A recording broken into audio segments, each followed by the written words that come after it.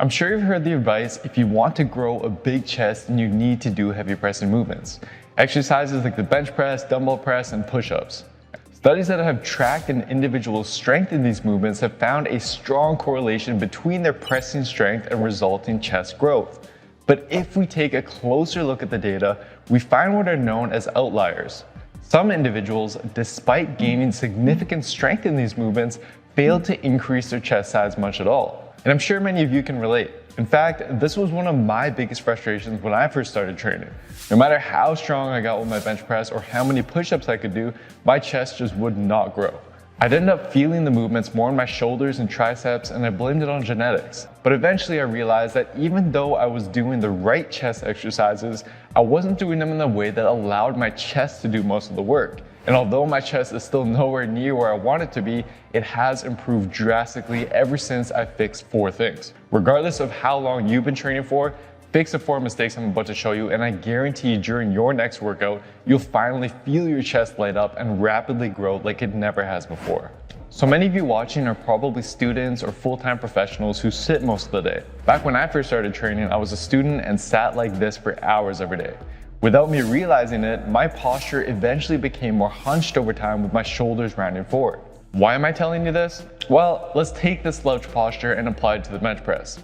If you're locked up in this position, then when you press the bar, you'll naturally be inclined to let your shoulders round forward and chest cave in as you push the weight up. But the more you let this happen, the more tension is shifted away from the chest and onto the shoulders instead.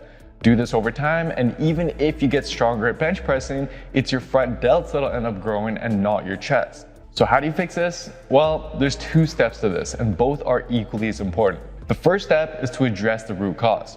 You need to work on your mobility to help open up your chest so that you'll be able to better utilize your chest in the first place during any pressing movements. Next workout, I want you to try these 2 exercises right before you press to help open up your chest. First, take a band and perform over and backs to open up the tight chest and front delt muscles. If you don't have a band, you can clasp both hands behind your back and extend your arms back and up, squeezing your shoulder blades together to open up your chest. Do 2 sets of 5 to 10 slow and controlled reps here. Next, we want to now activate some of your weakened back muscles to help reinforce this upright posture. Lay on your stomach, squeeze your butt, and move your arms into a Y position overhead with your thumbs pointing up. Lift your hands off the ground slightly, hold that for a second, and then move your arms into a W position by squeezing your shoulder blades back. Hold that for a second, then straighten your arms out to the sides to make a T shape before going back to the W and Y once more. Focus on working the muscles in your mid-back and repeat that for a total of 6 reps. What you're gonna do next will make sure that your chest now stays in this proper position as you press. Now, most people will keep their back completely flat whenever they do any sort of pressing against the bench. This not only puts your shoulders rather than your chest in a more favorable position to do work, since they'll be more inclined to round forward, but it also tends to be an uncomfortable and riskier position for your shoulder joint. Instead, before you press, bring your shoulders down and away from your ears, and then retract your shoulder blades by pinching them together as if you had a pencil between them. As a result of this, your chest will pop up and an arch will be created in your upper back. Set this up and maintain it as you press. As you can now see, your shoulders will stay pinned back and chest out, enabling your chest to now do the work. Alright, so applying the previous point will set you up to successfully start using your chest when pressing. But the second mistake can steal tension away from the chest even if you keep your shoulder blades retracted and chest out, and it has to do with your elbows. So in order to maximally activate your chest when pressing, you want your elbow angle to line up with the majority of your chest fibers. This tends to be at an angle of around 45 to 60 degrees. However, many of you watching will likely have relatively stronger shoulders and a weaker chest.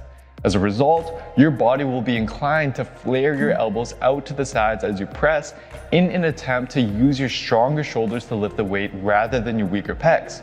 It's very subtle, and it's not something many of you will be able to notice, let alone feel. To minimize the odds of this happening though, here's what you can do.